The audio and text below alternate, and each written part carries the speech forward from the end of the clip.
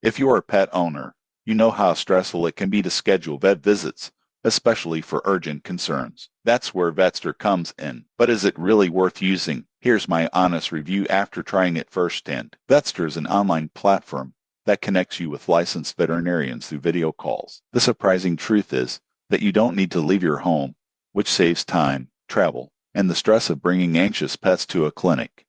Most people assume televet services are only for minor questions, but Vetster can handle a wide range of health concerns, from routine checkups to behavioral consultations. Getting started is straightforward. You create an account, enter your pet's information, and browse available vets. Each vet's profile shows their specialties, experience, and pricing, so you can pick the one that best suits your needs. Scheduling is flexible. You can book appointments for the same day or plan ahead for a specific time. During the video call, the vet can ask questions, observe your pet's behavior, and provide advice. In some cases, they can prescribe medication or suggest follow-up care at a local clinic. One limitation to note is that Vetster cannot perform in-person procedures like vaccinations or surgeries, but it's perfect for consultations, dietary guidance, and minor health concerns. Pricing varies depending on the vet and type of appointment, but most sessions are in the $45, $75 range. This can actually be cheaper than an in-office visit when you consider travel costs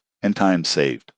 Another benefit is that Vetster accepts pet insurance, making it easier to manage expenses. In conclusion, Vetster is a convenient, flexible, and effective way to access veterinary care without leaving home. It's not a replacement for in-person visits when procedures are needed, but for consultations, behavioral guidance, and minor health concerns, it's a fantastic option. Subscribe for more honest reviews of pet apps, health tools, and tips to keep your furry friends happy and healthy.